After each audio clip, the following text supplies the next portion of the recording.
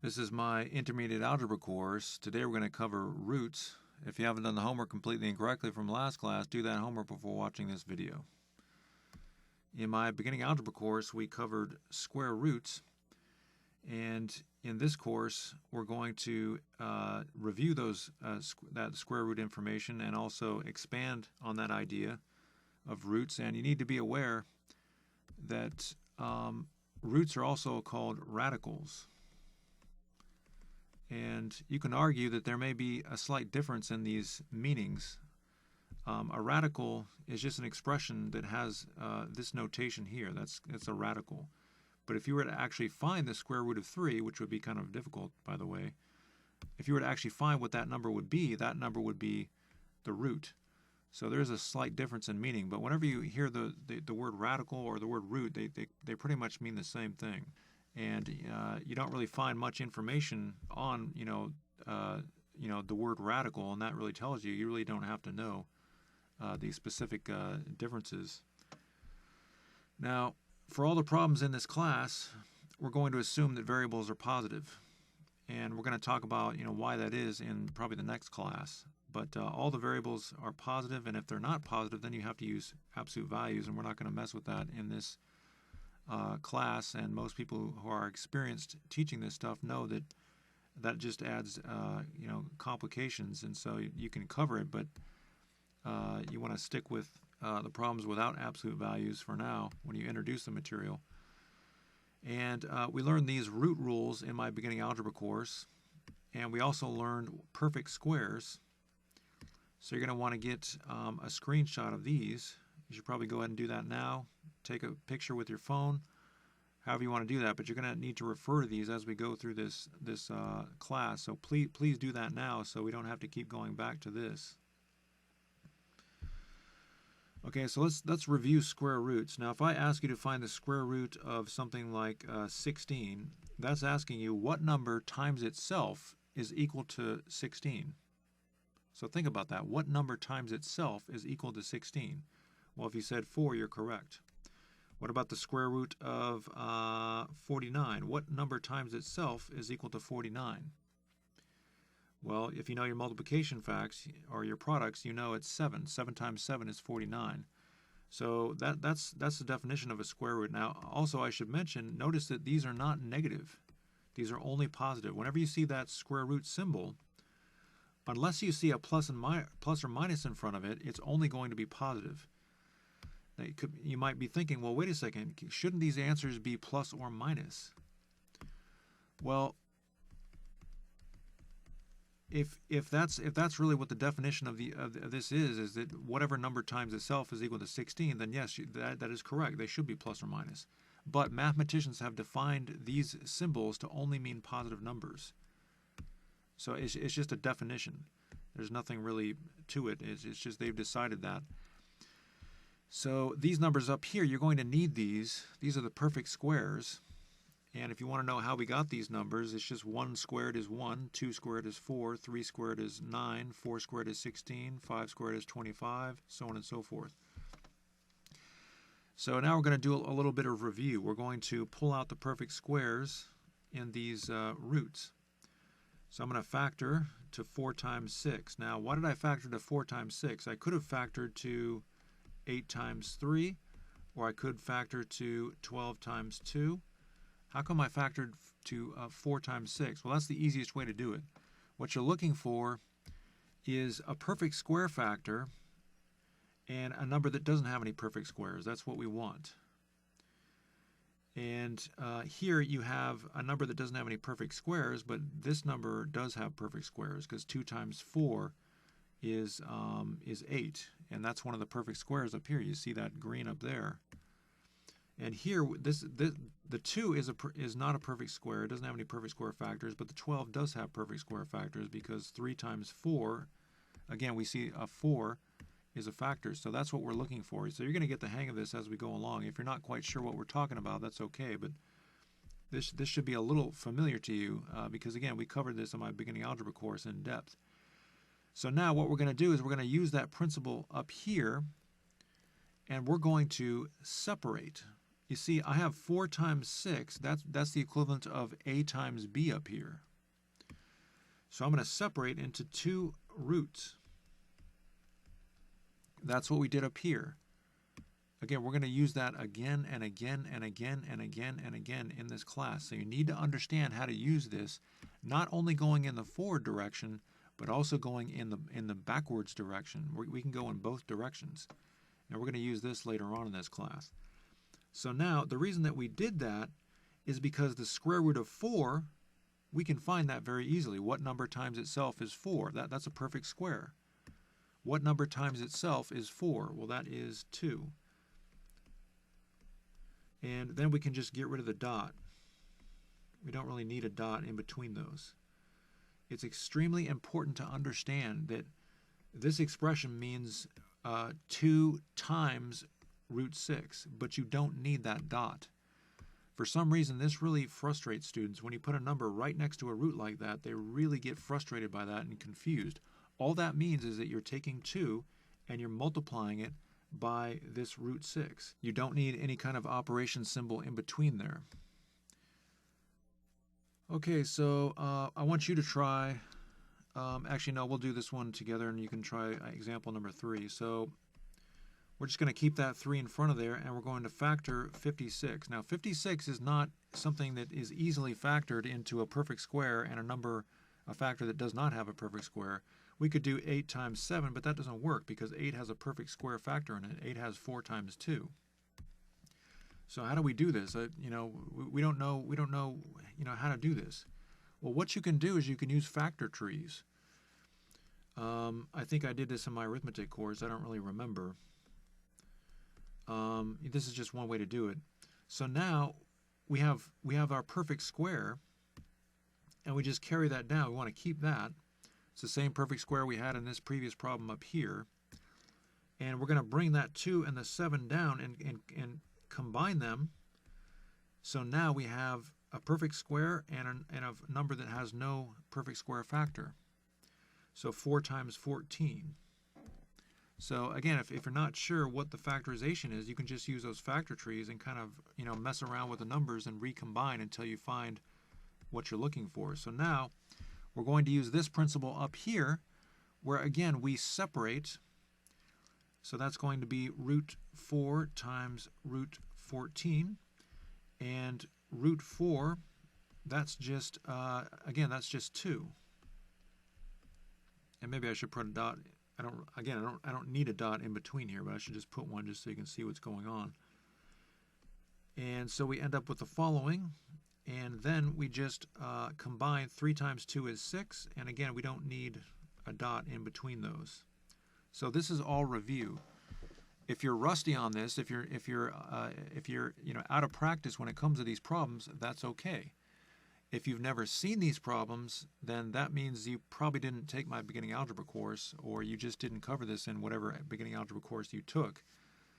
So you should probably go back to my beginning algebra class on simplifying expressions with square roots.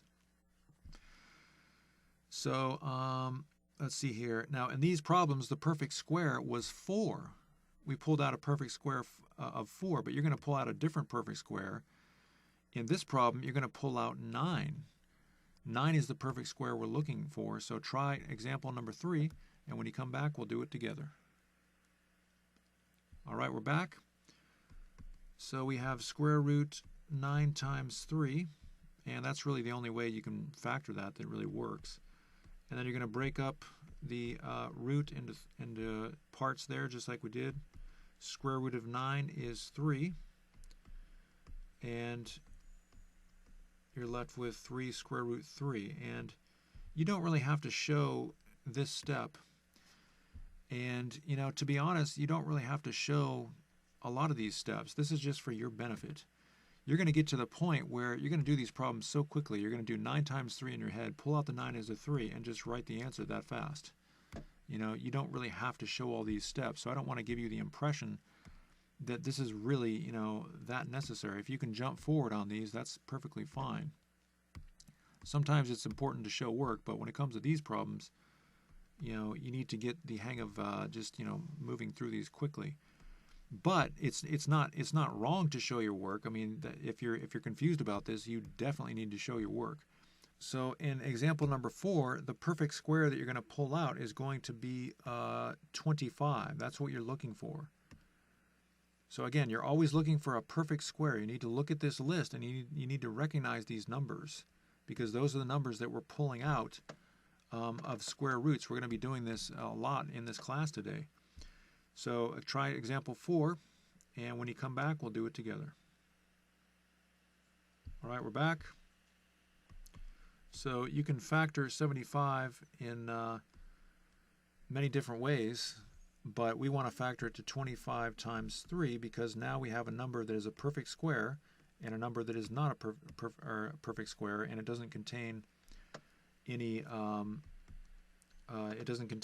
perfect square factors. So now we're going to separate, and the square root of 25 is just 5. And so now 9 times 5 is 45, and you can just put that root right next to there. It doesn't, you don't need an operation in between it. Okay, so that was basically just review. That was review from my beginning algebra course. So now we're going to throw in some algebra here. That's what we're doing in this class today, is using algebra with square roots. So in this problem, we're going to simplify the expression, and all that means is that we're just, we're doing the same thing we did up here. We're taking a perfect square factor out of the root, or multiple perfect square factors. So what we're going to do is factor the 18 to 9 times 2, and x to the third power is not a perfect square. What we want is a perfect square, so we're going to factor that to x squared times x. X squared is a perfect square. Obviously it's a perfect square because it's x squared. If you square root x squared, you just get x. Now again, we're assuming the variables are positive. We're not going to be using absolute values in this class. So in the same way that if you square root 9, you get 3. That's why 9 is a perfect square. You just get a whole number as a result. Well, this is a perfect square because when you square root x squared, you get x. And, in variable terms, it is a perfect square. So that's why we factored it to x squared times x. Now, it's important to understand x squared times x is equal to x cubed. That's why we can do that. This expression here is exactly the same as this expression here. We just factored the x cubed. And the reason for that is because, remember, you add the powers. Well, we don't really need to talk about adding powers right now, but I think you get the point. So, and then the y squared is already a perfect square, so we don't have to worry about that. So at this point, we're going to use this rule up here again, but now we're going to use it with a bunch of different factors. This rule works for all kinds of factors. It doesn't have to be 2 factors. So now we get square root 9 times square root 2 times square root x squared times square root x times square root y squared. And you might be thinking, that seems like a lot of work. Well, you don't have to show all this. Okay, I'm just doing this for your benefit, because if you kind of skip forward with these problems, students get really confused. And so, just keep in mind, you can do a lot of this in your head when you get the hang of this. But I'm just showing this so you can so you don't get confused. So the reason we did that is because the square root of 9 is just 3. That's a perfect square. What number times itself is equal to 9? Well, 3 times 3 is 9, so I know the square root of 9 is 3. And we can't do anything with a 2 because that's not a perfect square. And this is a perfect square. That would just, what number times itself is x squared? Well, that's just x, because x times x is x squared. So the square root means you're going backwards. You're going from this to x, you're going from x squared to x. I may be over-explaining this, but I just want you to be absolutely aware of what's going on here. So same thing with y. Square root of y squared is y. So now all we have to do is just kind of recombine things. We're going to take all the numbers that are outside of the root and put them together. And then we're going to take all the numbers that are inside the root and we're going to recombine those. So that would just be root 2x. And it's important to understand that we went backwards there. With these roots, we're multiplying roots and we combined them to one root. So first we separated and we went forward in that equation up there. You see this equation, you should have that screenshot right in front of you. We first went forward and we separated them. Okay, that's what we did here. We separated all these. But then when we pulled out the perfect squares and we took these and combined them, then we went backwards in that equation and we went from here to here and we put them back. We put all the root expressions back together. Whoops, sorry. There was a glitch in the system there. So we put all those roots back together. So that's what I mean when I say you're going to be going in both directions. So that is the final answer.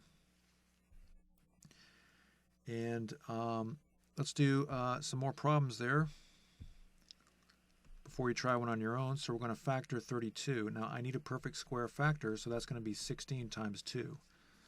You know, and if you have trouble with that, you know, just do a factor tree. 8 times 4, and then this is 2 times 4, and then you recombine the 4s and you get 16. So it ends up being 2 times 16. You know, that's how I can do that. If you try to factor it to 8 times 4 and then you pull out the 4, well, you still got a perfect square factor here, so that's going to get pretty annoying. You really want to factor so that you have a perfect square and a number with no perfect square factors. If you factor to 8 times 4, then you've got a perfect square, but the problem is you still have another perfect square in here, so you're going to have to do more work. You want to avoid that at all costs. Okay, so now we have 2 odd powers. Whenever you have odd powers, you have to peel off one of those variables. So we have x to the 6 times x. Because now, because this is an even power, it's going to be a perfect square. And we're going to do the same thing with the y's. Because this is an even power, it's now a perfect square. And that's what I didn't mention in the previous problem, is that every even power is going to be a perfect square. Every odd power is not going to be a perfect square. And that's just because we're dealing with square roots. In the next class, we're probably going to be going over cube roots, or fourth or fifth, or we might use all kinds of roots. In that case, it might be different. But in this class, we're just doing square roots. Okay, so now we're going to separate. And you're going to see why we separated, we factored in those ways. I'm going to have to move this down here. Remember, if you can't go to the right, you can always go down, but you want to, if you already have an equal sign, you want to keep that equal sign lined up if you can, just to make it easier for people to read what you're doing. So now we've separated, and square root of 16. What number times itself is equal to 16? Well, that number is 4. 4 times 4 is 16. Now, what expression times itself is equal to x to the 6th? Well, x to the 3rd times x to the 3rd is equal to x to the 6th. You just add the powers. Remember that? You know, if you forgot that, that's okay. But you need to remember, when you square root something like this, you basically just divide the power by 2. And again, you might be thinking, I don't get that. I don't understand that. Well, that's why we're doing this. You need to learn this and you know, learn quick. So now we have square root y squared. That just becomes y, and we can't do anything with these leftover expressions. So now we're ready to write the final answer, and we're going to combine everything that's outside the root, and everything that's still inside the root. We can combine those, and we get 2xy, it looks like, and that is our final answer. And so on to the next problem. We're We're going to factor to perfect square. We have a lot of 4s in our roots here, but that's a common perfect square. And x to the 4th and y squared, those are already even powers, so we don't really need to do anything with those. So now we're going to separate.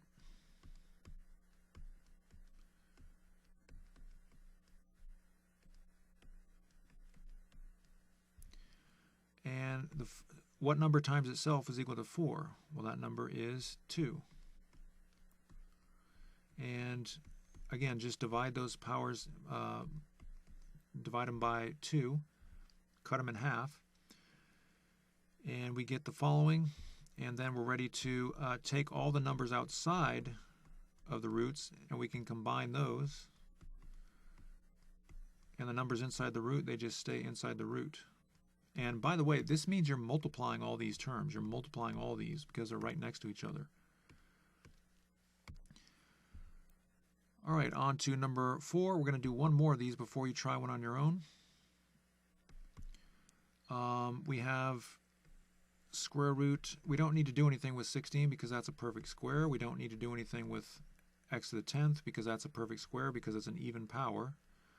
But we do need to factor y to the 11th power to y to the 10th times y. Anything that's an odd power, we can't pull it out. It's not a perfect square. So now we're going to separate. Again, we're using those rules that we went over at the beginning of the class where we separate the factors inside a root into different root expressions or radical expressions if you want to use that term. Okay, so now what number times itself is equal to 16? Well, 4. 4 times 4 is 16. And again, you just divide the powers in half. And now we're ready to write the final solution.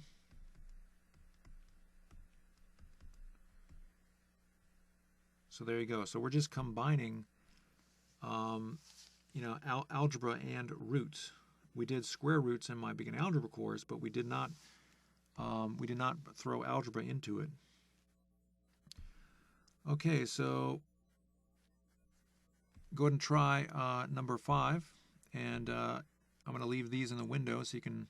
And again, one more time, I'm going to show you these equations here and the perfect squares. Get a screenshot of that. You're going to need these when you're when you're doing these problems. So try number 5, and when you come back, we'll do it together.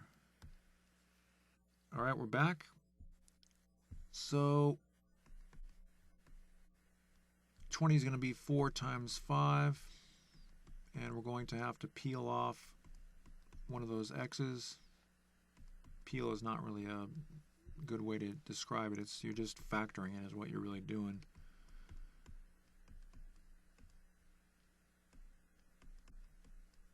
Whoops.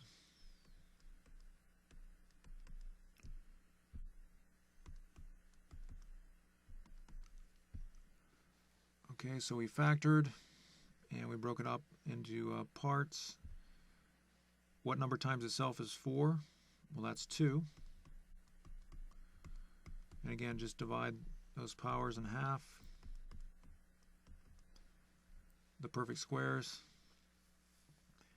And so now we have 2x squared, and we're going to combine all the numbers inside the root. And if you got that answer, good job. If you didn't get that answer, that's okay. Just go back and figure out what you did wrong. Okay, so on to number 6. I'm going to leave some of those problems in the window. Try number 6, and when you come back, we'll do it together. All right, we're back. Again, we're just going to factor this. 9 is a perfect square, so we don't really have to do anything with that. And y to the 6 is a perfect square. We don't have to do anything with that, but we have to factor the 9 because 9 is an odd power. Okay, so now we're going to break it up into parts.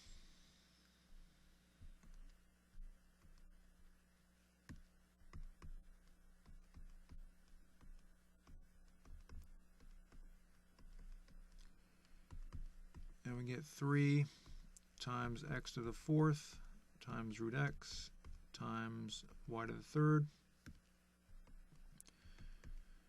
And so we have 3x to the fourth, y to the third, root x. So if you got that answer, that's very good. Good job. Okay, on to the next problem. Go ahead and try number 7, and when you come back, we'll do it together. All right, we're back.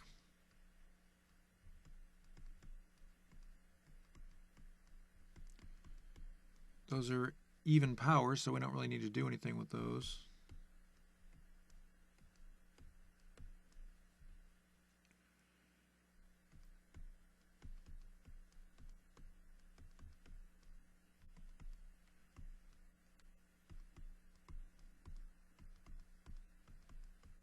So again, dividing those powers and the variables by 2.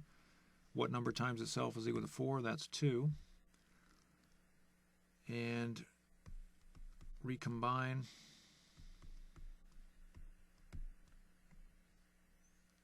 So if you got that answer, good job.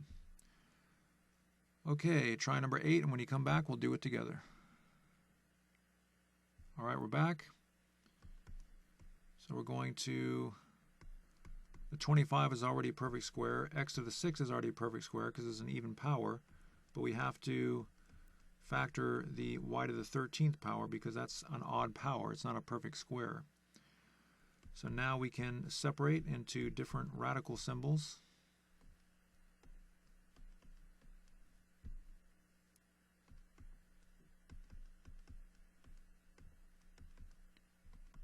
What number times itself is equal to 25? Well, 5 times 5 is equal to 25. And just divide that power by 2. Divide this power by 2. And now we're ready to write the final expression. We don't really need dots for multiplication. And there you go. So if you got that answer, good job. Okay, example 5. We're going to do something a little different now, but we have to do a little review. This is a review from beginning algebra. Whenever you see examples, that's going to be review, something we've already done. So we're going to do the same thing that we did in the previous problems here. We're just going to pull out a perfect square, so that becomes 4 times 7. And 63, that would be 9 times 7. And we're going to separate as we did before.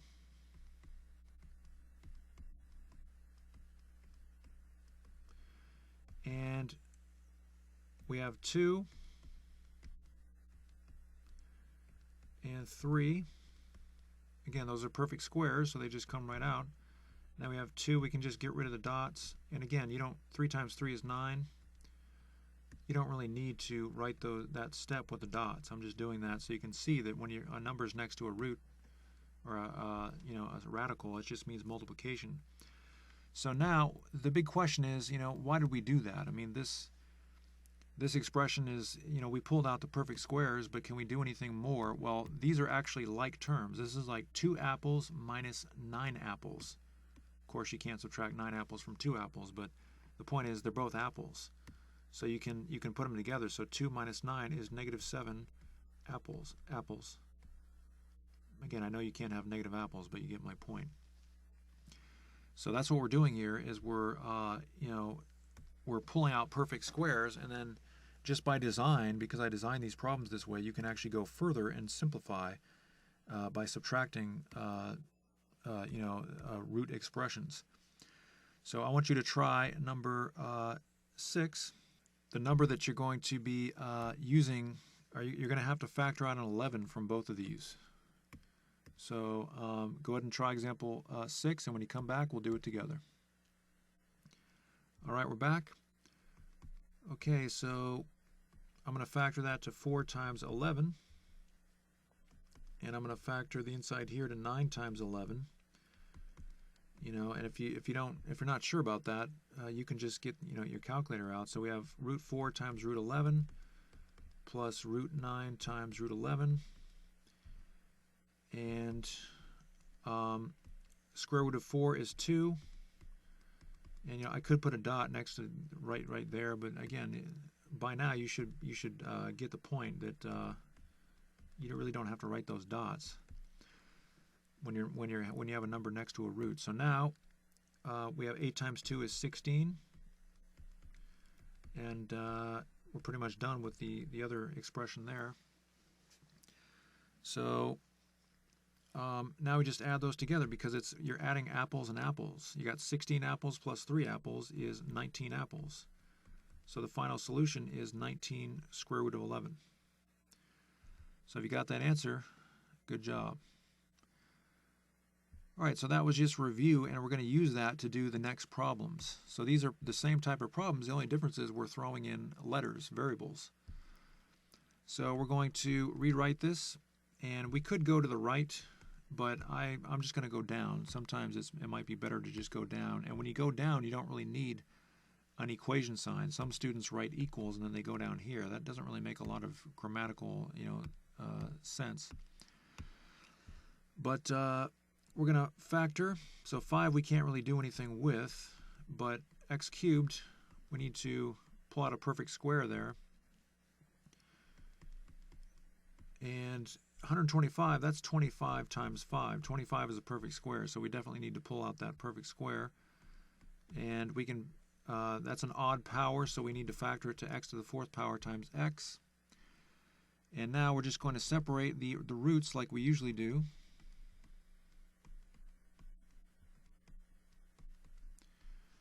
And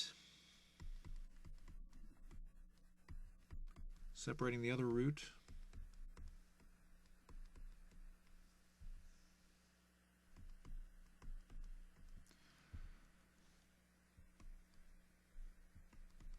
So square root of 5 we can't really do anything with. That becomes x, so on and so forth. It's just the same thing we were doing before. What number times itself is equal to 25? Well, that's just 5.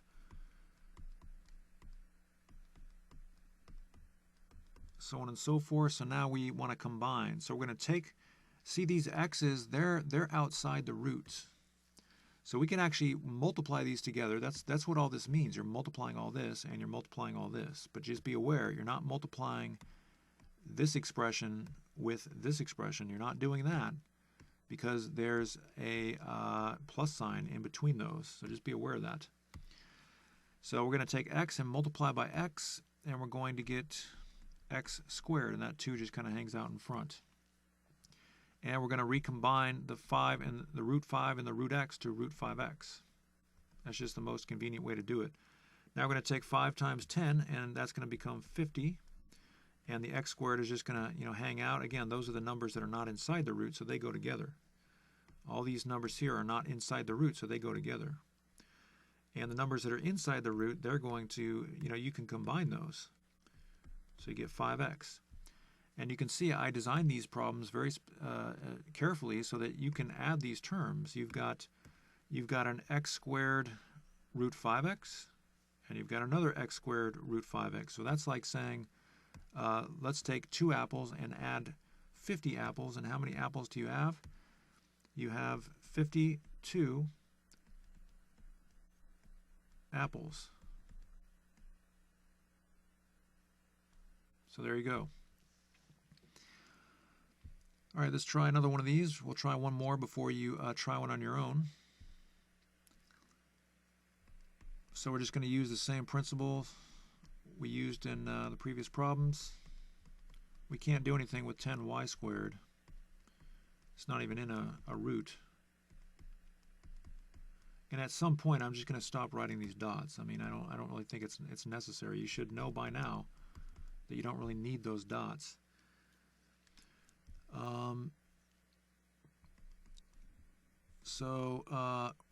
Root 4, that would be 2.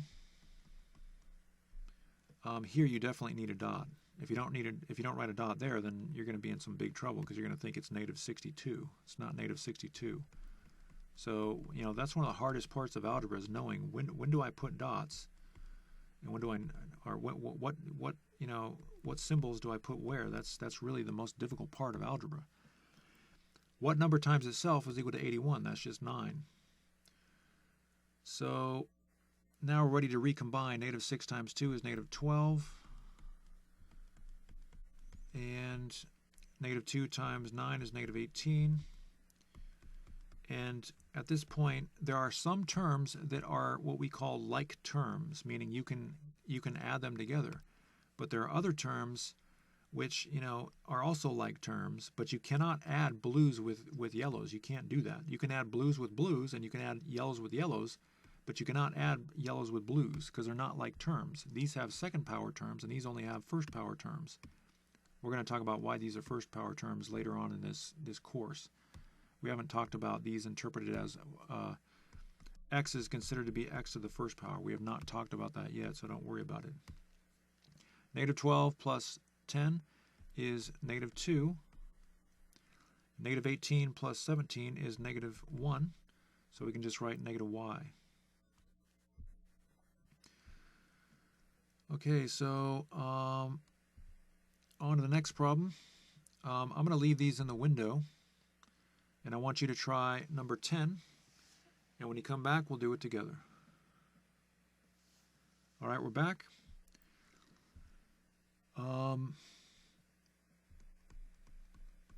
So let's get started here. That's 4 times 10.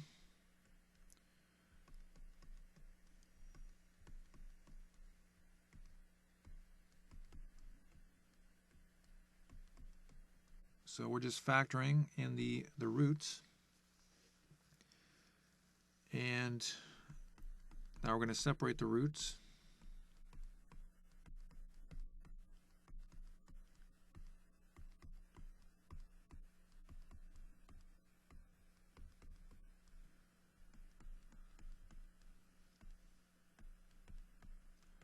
And go ahead and simplify these expressions if we can.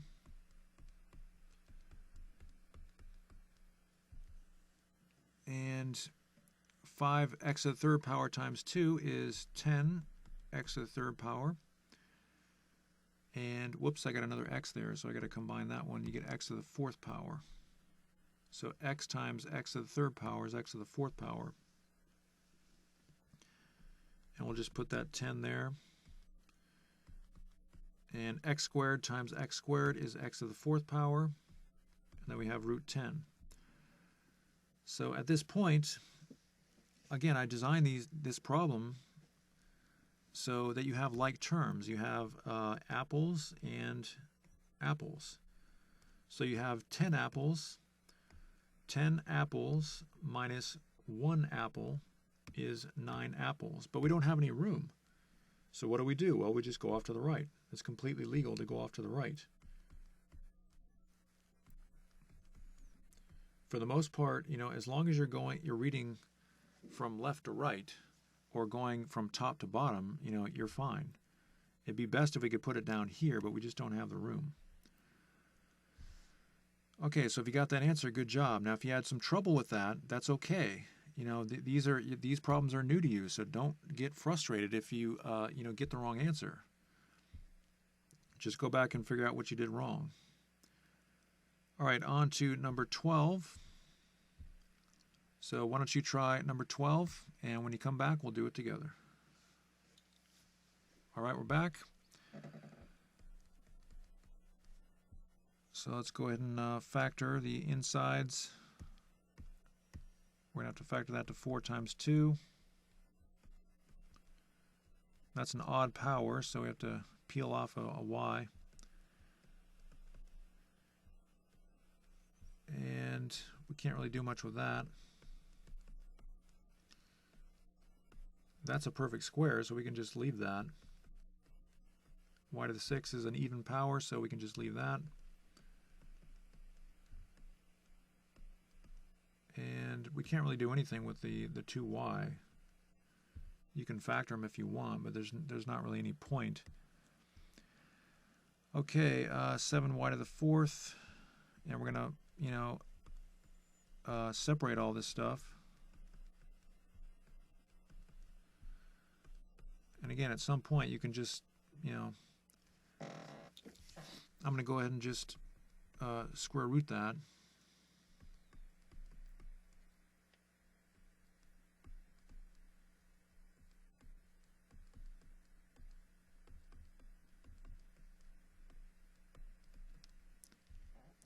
again, I'm leaving this inside because there's not really much we can do with that.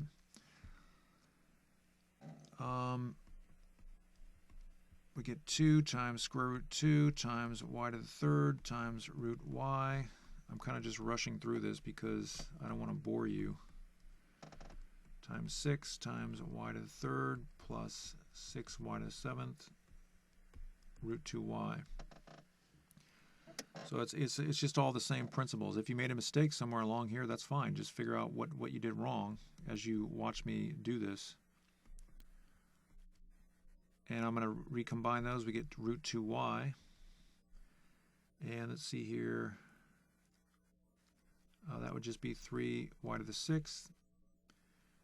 And minus 12y to the sixth. Plus 6y to the seventh root 2y. And maybe I should write that a little better. So now we have some apples here that we can add, and we have some oranges here that we can add. And just be aware, you cannot add them unless they have the same expressions. So we have 14 apples plus 6 apples is 20 apples. So I combine this term and this term. And then we're going to add the oranges, and we have negative 15 oranges. So if you got that answer, that's very good. Now, if you made a mistake, that's not uncommon to make a mistake when you're dealing with all this stuff. So don't be hard on yourself. Just go back and figure out what you did wrong, and fix the problem. And I want you to be aware. Again, I'm going to be reminding you that you don't have to do all this stuff. Once you get to the point where you understand what's going on, you can skip probably a lot of these steps, maybe 2 steps, maybe 3 steps. You can just skip. I wouldn't recommend doing it all in your head. I mean, you could probably do it if you really wanted to, but at this stage of the game, it's probably best to not do it all in your head. Okay, so now we're going to multiply roots, and what we're doing is we're using this same formula at the left here, but now we're going backwards. We already did that in some of these problems where we're multiplying 2 roots and we're combining the insides. You can do that as long as these roots are both square roots. We're going to talk about other types of roots in probably the next class. And again, we already did that. We for example, we had square root 2 up here, and we had square root y, and we combined them to square root 2y. So that's perfectly legal. So that's what we're going to do. You just get the product inside. And you don't really have to write this intermediate step here. You can just go to square root 18 because they're just going to multiply. And the problem is now, I mean these numbers were not perfect squares. But the problem is now you put them together, now you have actually a perfect square in there, so you do have to separate. And now we can pull out 9 as a perfect square. And square root 9 is just 3, and we don't need a dot in between.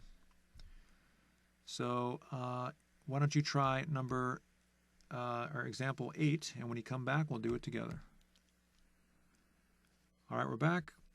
So we get square root 15 times 3. And again, you can just skip that step and go right to 45 if you want.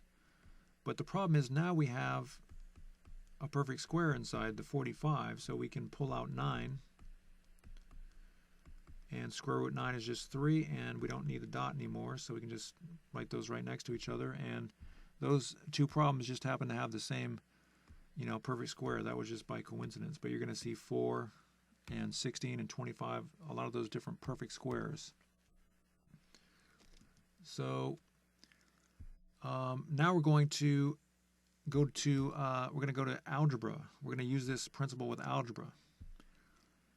So we're multiplying square roots, and we're just going to put everything inside, just like we did in the previous problems. We're going to use the commutative rule of multiplication, though, because we want to put these together. And actually, I probably shouldn't mess with the order. We don't really have to mess with the order, I guess. But you can use the commutative rule of multiplication, and that just means that A times B is the same thing as B times A. If you have A times B times C times D, you can write that in any order you want. You know, it doesn't matter. That's the commutative rule of multiplication. So we just put those inside. And again, what we just did was root A times root B is equal to root A times B. Okay, that's all we're doing. It's that same formula. So now we're going to go ahead and multiply those. And again, this is a step that's not necessary. This is just for your benefit. So 2 times 6 is 12. And x to the third power times x to the second power, that's going to be x to the fifth power. So now at this point, you know, we have perfect squares. We actually did have a perfect square in here, but you know, there's not really a point in pulling it out. I mean, there's different ways you can do this, but we're just going to put everything together and then pull it out in the last step. So now we can factor these just like we did in the previous problems. It's, you know, the same type of thing. And that would just be 4, or excuse me, that would be 2.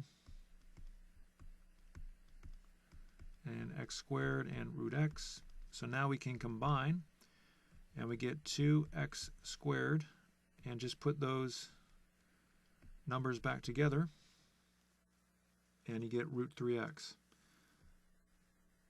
So that's how to do those particular problems. Okay, on to number 14. We're going to do one more of these before you try one on your own. Now, notice we have parentheses here. I could get rid of these parentheses and write a dot. That would be fine. But you need to understand that parentheses are sometimes used too. Remember, we can use dots or parentheses for multiplication. Of course, we don't use crosses for multiplication because that looks like an X. But there's different ways to write multiplication. So we're just going to do the same thing we did here. Put those inside, or put them together. And the 3, that just remains outside. The 3 is not in the root, so that doesn't really, it doesn't count with these problems. You just leave that kind of on the outside. And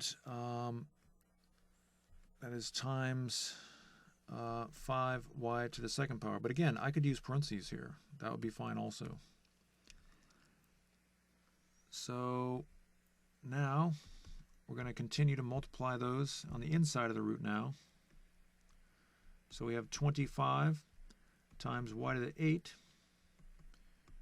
And we're going to separate. We don't really have to separate in this particular problem, but we get 15y to the 4th power. So that's just another example where, again, you're using the same principles. So now it's time for you to try. I'm going to leave these problems in the window. Try number 15, and when you come back, we'll do it together. All right, we're back. So we're going to combine everything inside the root. And now we're going to go ahead and multiply.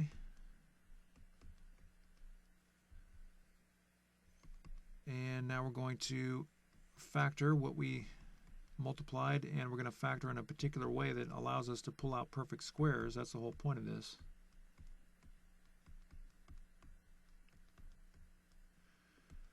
And then we get 2 times root 5 times x squared.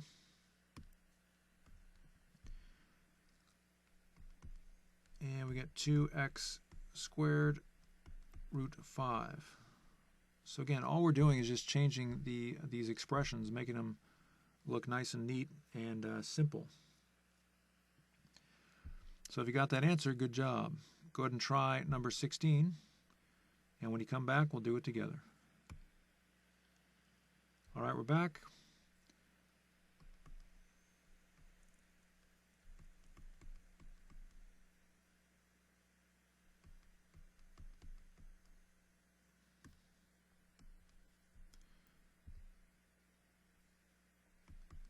and we get square root 49 x to the 7th.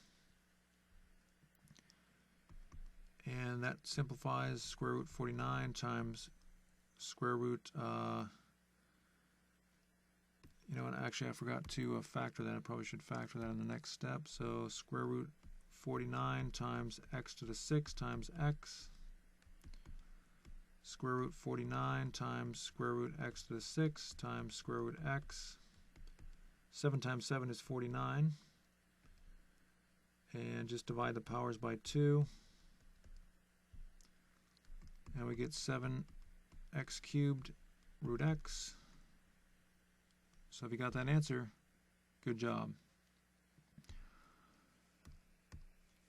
All right, so now we're going to some fractions. So we're going to deal with fractions at this point.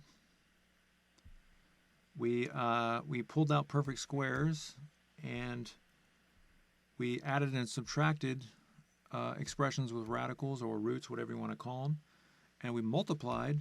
But now we're going to have to do fractions. And when you're dealing with roots and fractions, things can get a little intimidating for students and complicated.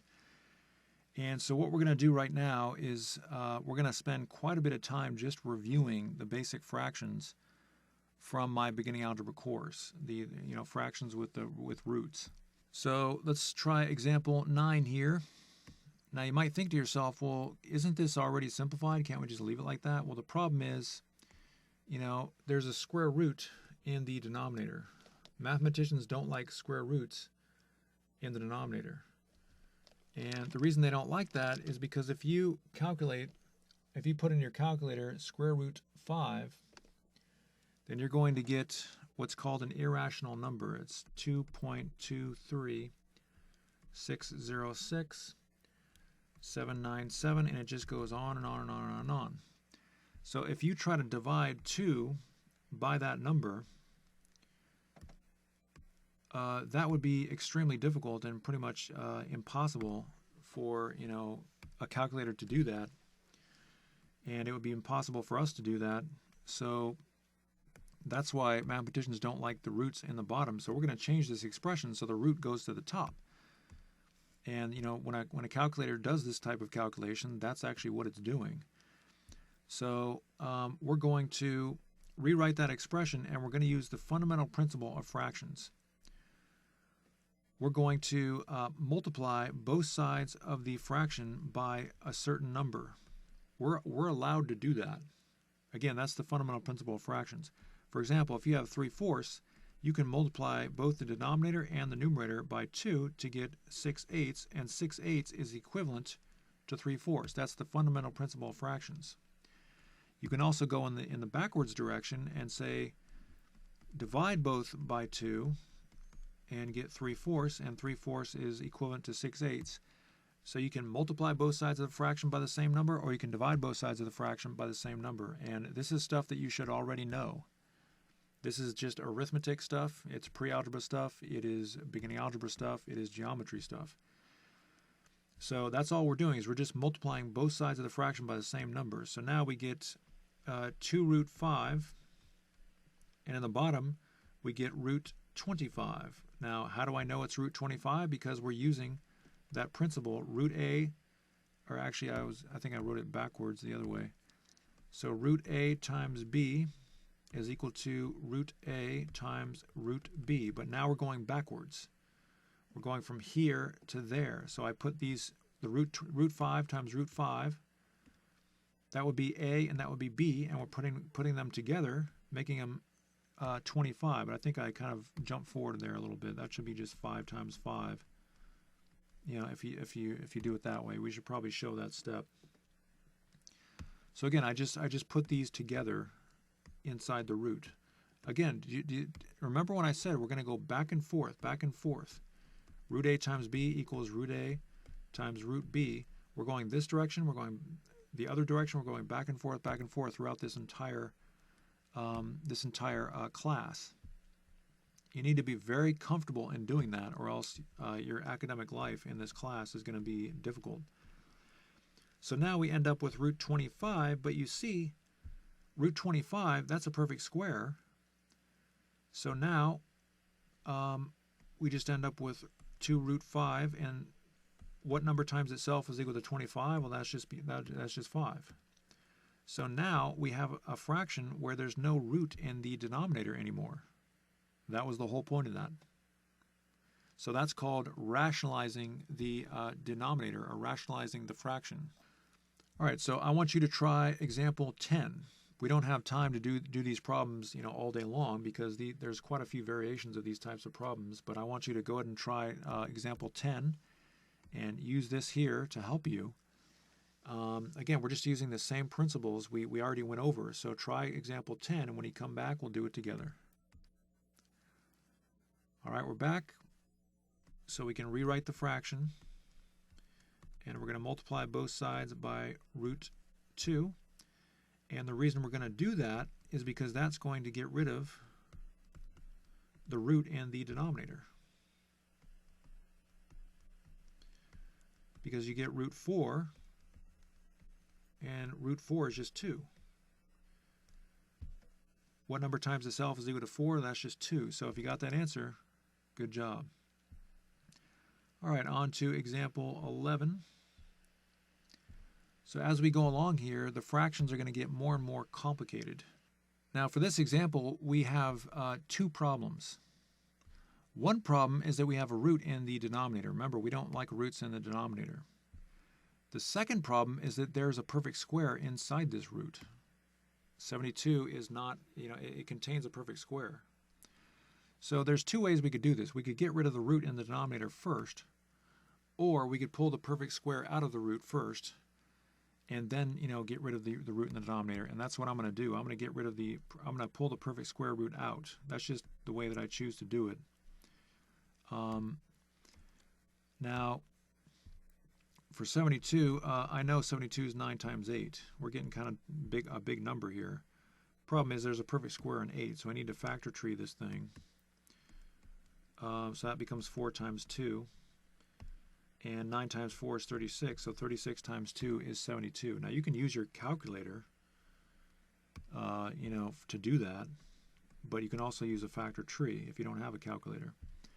So the whole point of that is I know that 36 times 2 is now 72, and I have a perfect square in a number that does not contain a perfect square root. That's the whole point of that. Okay, so now I'm just going to separate.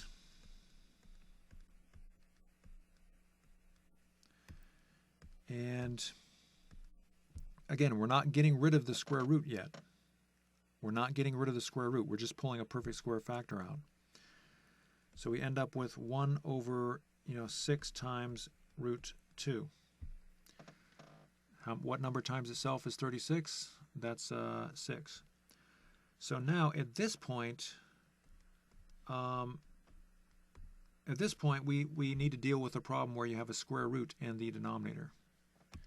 We've already pulled out a perfect square. We don't need to worry about that anymore. But we need to pull out we need to get rid of the square root in the denominator. So we're going to multiply both sides by square root 2. Whatever that number is, you want to multiply by the square root of that number. Now 1 times the square root of 2, when you multiply by 1, you don't change anything. So that's just square root 2. And here we get square root 2 times 2. Again, we're just combining these numbers in the roots. And root 2 we can't do anything with, so we just keep that. But 2 times 2, that's going to be 4. And the square root of 4, that would just be 2. And you can see where we're going with this. We're almost done. We have square root 2 over 12. So I changed this number. Believe it or not, 1 over root 72 is the same thing as root 2 over 12. But now we don't have to deal with the root in the denominator. So I want you to try example 12. If you want to do it the way I did it, you just pull the perfect square out of that root first. And then once you get it down to that point, then you can, get rid of the root in the denominator. Try example 12, and when you come back, we'll do it together. All right, we're back. So we're going to factor, I'm going to go ahead and factor that. It's going to be 25 times 2. That's the best way to do it. And so now we can separate to root 25 times root 2. And root 25 is just 5, and we can just, we don't have to write the dot. So we took the perfect square out. But now we have to deal with the square root and the denominator. We're not allowed to have a square root in the denominator. So now we're going to multiply both sides by square root 2. And then we get 6 square root 2 over 5 times square root 2 times 2. This problem is a lot like the other problem because we're just going to end up with a perfect square of 4. And then we get 5 times square root 4. 2 times 2 is 4. So now, the square root of 4, that's just 2. And at this point, if you want, you can actually reduce these here. 6 divided by 2 is 3. But I'm just going to put these together. I don't want to confuse you. I don't want to go too fast. So now we have this fraction. Now, if you got this far, good job. That's perfect. You did perfect. But we can reduce this. In this problem, we didn't have something to reduce, but this one we can reduce. 6 over 10, that reduces to 3 over 5, right? Well, the same is true for this fraction here. So that's just going to be 3 root 2 over 5. If you didn't reduce, that's okay. But now sometimes you can reduce these fractions. Okay, so if you did that well, good job. Now we're going on to example number 13. Now, this is where we need the other equation that we showed. See this equation here? Be sure and get a screenshot of that. In fact, if you haven't got screenshots of these already, go ahead and do that. Here's another opportunity. I'm giving you many opportunities to take these screenshots. We need this one in particular because these equations are so important. You need to be able to use these equations at will. Okay, so square root of a over b is equal to square root a over square root b. Even though I just showed you that, I'm writing it again because, again, it's just so important. You got to have this information here. Sorry, I'm just trying to put that off to the side there. Okay, so what that means is we're going to take it becomes square root 5 over square root 16. Square root a over b equals square root a or over square root b. So now, at this point, we can't do anything with square root 5, but the square root of 16, that's a perfect square, so we just end up with square root 5 over 4. So that problem is really easy. So that was kind of a breath of fresh air right there. And the next problem is going to be pretty much the same thing. So try example 14, and when you come back, we'll do it together. All right, we're back. So we have square root 6 over square root 25, and then we end up with square root 6 over 5, and you're done. And the reason that we don't have to keep going is because there's no square roots in the denominator at that point. So we don't have to worry about it. Okay, so on to example 15, I guess it would be. I'm going to put this over here so you can see it. So we're going to use the same principle, but now we have, this is a perfect square, 9 is a perfect square, so that would just end up being 3. But 10 is not a perfect square, so this is where this problem is different. Now we have a root in the denominator. We have to get rid of that. But, it's no big deal. We're just going to use the same stuff we did before.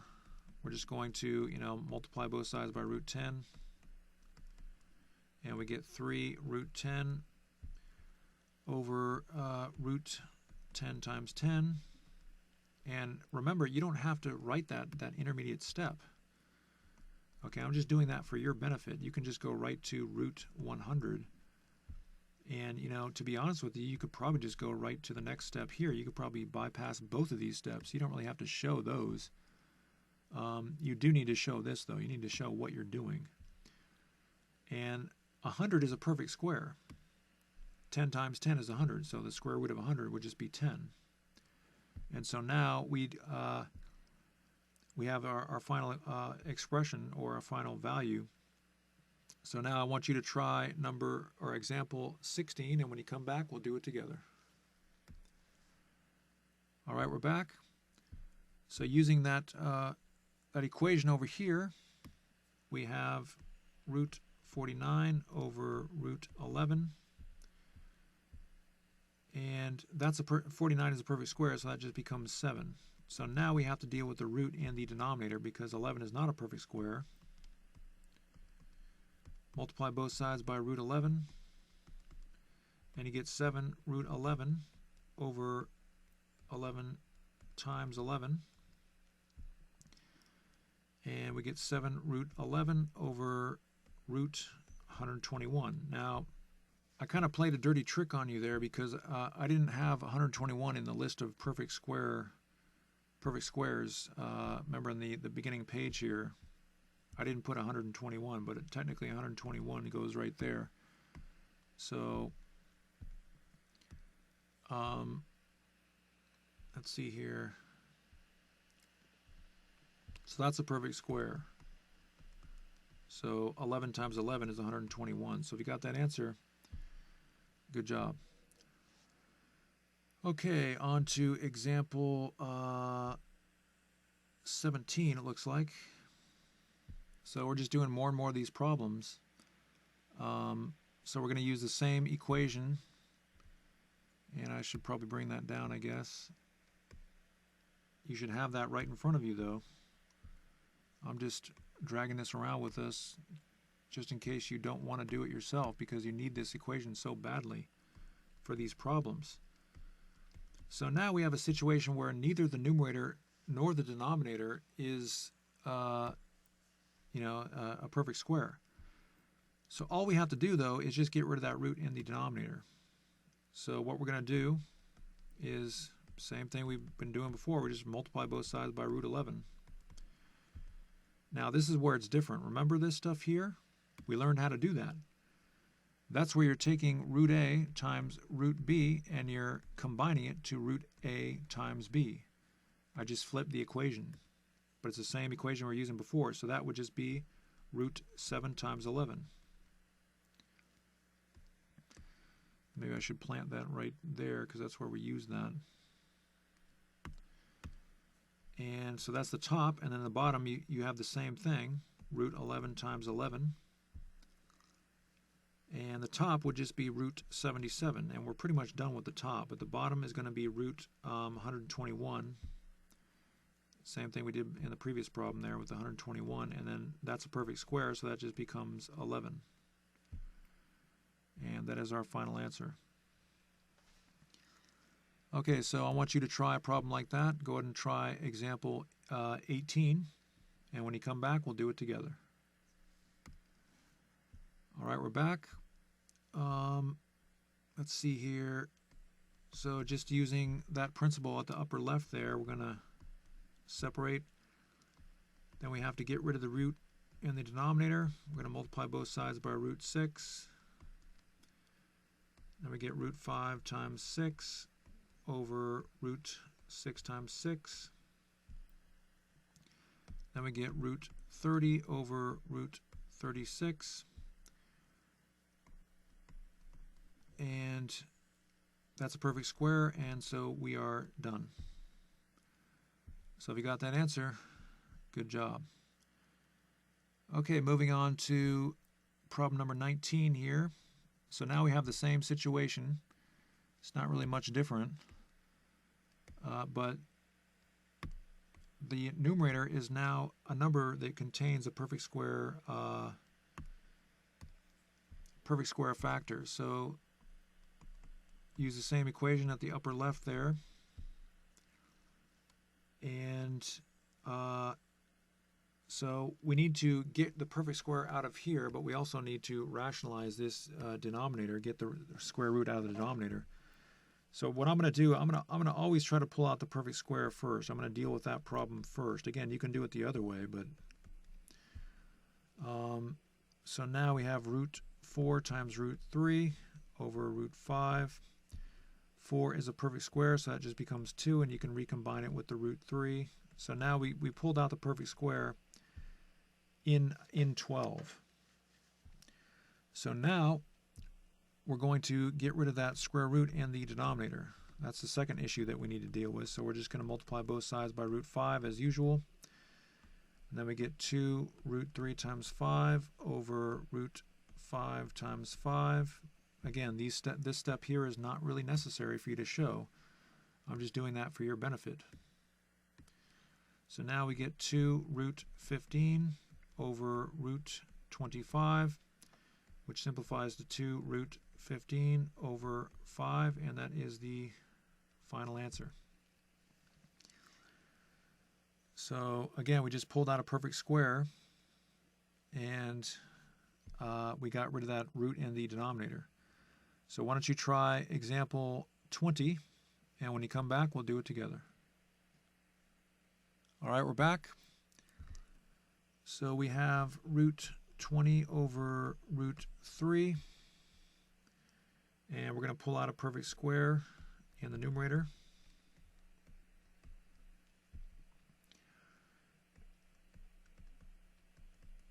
As you can see, we're just repeating the same themes over and over and over again, but roots are so important in mathematics that you really need to know how to use them properly. So we pulled out the perfect square in the numerator. So we're done with that issue. So now we have to take care of the root in the denominator. We can't have a root in the denominator. Mathematicians don't allow that. Using the fundamental principle of fractions and showing every step just so you don't get confused about what we're doing. We have 2 root 15 over root 9 and 2 root 15 over 3. So if you got that answer, good job. The square root of 9 is just 3. Okay, on to example 21. There's so many different examples of these problems that we just have to, do more and more of these. And if I just throw these problems at you without any kind of review, then that would not be good. But you're using the same principles over and over and over again, so you're getting the review that you need. So here we're going to use the same principle again, but now the number that has a perfect square factor is actually in the bottom. So we're going to factor that. Now that's kind of a big number, and if we factor to 6 times 8, this is not a perfect square, but it does contain a perfect square. So we're going to factor tree this stuff to 2 times 4, and we can then recombine it. If we just bring the 6 over, we can recombine, and then we get 12 times 4. So we have a perfect square here, but that factor contains a perfect square also. So that's not a good way to factor that. So what you want to do is you want to factor the 6 also. We're going to bring these down. Factor the 6 also, you get 2 times 3. So now what we're going to do is we're going to combine those 2's. Combine these 2's together to make another 4, and then just bring down that 4. And now you have 3 times 16. So again, you can use the calculator to do this stuff, but you can also use a factor tree. And maybe I should just keep that there. So that becomes 16 times 3. So again, we're taking care of the perfect square factor in the denominator first. So now you have root 16 times root 3. And root 16 is just 4. And now we have to take care of the square root in the denominator. I guess we don't really need that dot anymore. So use the fundamental principle of fractions. Seems like we keep ending up with a lot of root 15s in the numerators. That's just a coincidence though. Whoops, I got to put those together. 5 times 3. And the bottom we have root 3 times 3. And we get root 15 over 4 times root 9. And so root 9, that's a perfect square. So we just have 4 times 3. And then we just go to the right because we're out of room. So that would be root 15 over 12. 3 times 4 is 12. So there you go. So again, you might be thinking, well, this stuff is horrible. You have to show all that stuff? Well, no, you don't have to show all of it. You just have to know how to do it. These are really basic problems that you're going to be doing in upper mathematics, but if you're not experienced with these, they're not going to seem so basic. Mathematicians do these problems in their head in about 5 seconds. So you need to get to the point where you can do it that fast, or at least know the steps to get there. So try example 22. I'm going to leave that open in the window, and when you come back, we'll do it together. All right, we're back. So we have square root 2 over square root 27.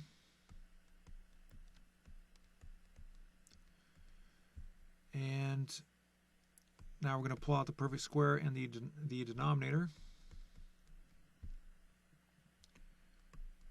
And we're going to separate.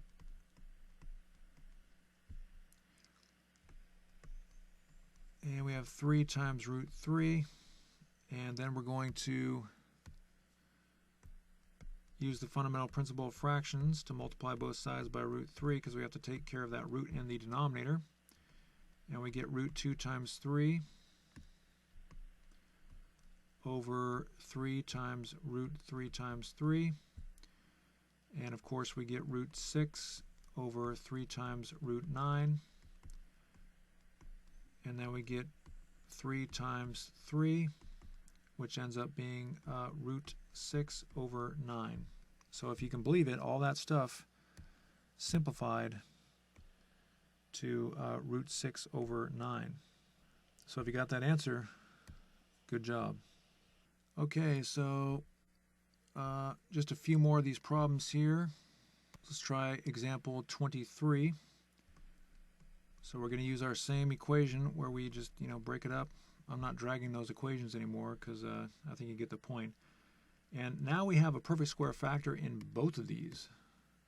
So that's the situation. So we have to pull out the perfect square factor in both of those. Now again, we could get rid of this root first, but I'm just going to pull out the perfect squares first. So we're going to factor those to 4 times 2 and 9 times 5. Now again, there's other ways to factor those, but you don't want to do other ways. You want those ways in particular, because that makes it easiest. So now I have root 4 times root 2, and I'm not going to use dots because I think you get the point. You don't really need dots for the notation to work. And so now root 4 would be 2,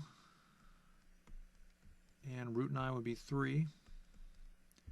So we got rid of the perfect squares in both numbers. And so now we're ready to get rid of that that root in the denominator. So we're going to multiply both sides by root 5 because there's a root 5 in the denominator. And we get the following expression as usual. Nothing new here, just doing the same stuff over and over again. Repetition is extremely important for you to learn this this information. There was a person who commented on one of my videos, said they're too long and repetitive. Well, welcome to mathematics.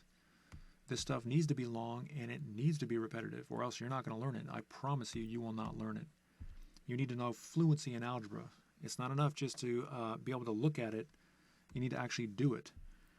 So 2 root 10 over 3 times 5, and the final answer would be 2 root 10 over 15. So again, that's just another example of a type of problem that we're going to get. So I want you to do number 24. That's going to be very similar to that. And when you come back, we'll do it together. We're going to separate. And you know, you may have been afraid of the 125, but there's no need to be afraid of it. You can just factor tree it, use your calculator, whatever you want to do. But we know that that's just going to be, 25 times 5.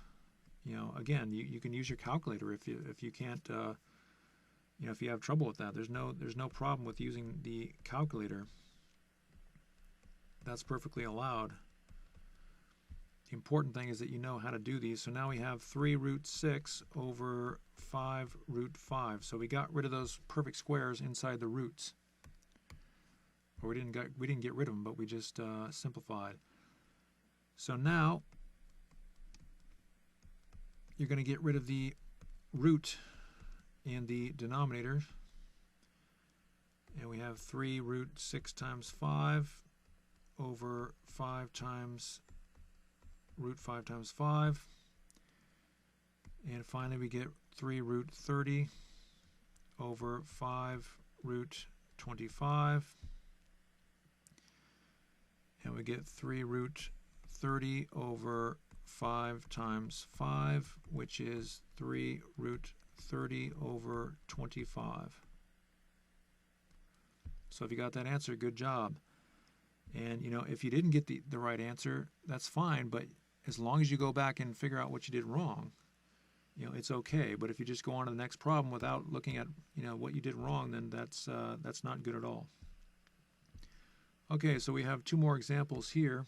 Now these problems here we actually did not do in my beginning algebra course. This is just a slight variation. So these are problems where we're actually going to go backwards. We're going to go from root a over root b. We're going to go from that to root a over b. I just want you to know that you can do this. Sometimes it actually helps to be able to do this. Most of the time you're going to be going the other direction, but sometimes you can make things more simple by going backwards. We're now putting them back together. And you might be asking, well, what was the point of that? Well, now you can reduce this. You can reduce that fraction inside there and it becomes 1 over 4. Because you divide both these by 8. 8 divided by 8 is 1. 32 divided by 8 is 4. And so now if you use that principle, if you now go the other direction, the square root of 1, what number times itself is equal to 1? Well, that would just be 1. We haven't done one of those problems yet today, but again, that's pretty simple. And that would just be 2 down there, so you get 1/2. So there are some situations where it's good to actually go backwards. You want to be able to use these equations in both directions. So I want you to try example 26, and when you come back, we'll do it together. All right, we're back. So we're going to go backwards and combine it, and then we're going to end up with, if we reduce that, we get 5 over 4. And then if you, because we divided both sides by 3 to get 5 over 4. So then if you go backwards, you get root 5 over 2. And that is the final answer. So there was kind of an extra step there because just because one of the numbers was not a perfect square. Okay, so that was the class today. Let's go ahead and get screenshots of all the work that we did. If you want to have these to help you with your homework or to study for tests. So that's screenshot number 1, screenshot number 2, screenshot number 3, screenshot number 4, screenshot number 5, screenshot number 6, screenshot number 7, and screenshot number 8. Now don't go before you get your homework. Let's take a look at the homework. So here's the homework. Get a screenshot of the first 2 pages. And a screenshot of the last page. Now, it is true that you don't have to show every single step that we did in class today, but you do have to show some steps. You have to show something. It's especially true for these big problems here, numbers 8 through 11. And, number 12, for example, you got to show what you get when you multiply those together. Then the next step can be the simplified form. These problems up here, there's not really a lot that you need to show, but you can show all the work that we did just to make sure that you're following and that you know exactly how to do the problems. So remember, your homework needs to be complete, correct, neat, and in correct chronological order in your binder. And if you don't do the homework, it's 100% guaranteed that you're going to learn absolutely nothing in this entire course. So get that homework done, and I'll look forward to seeing you in the next class.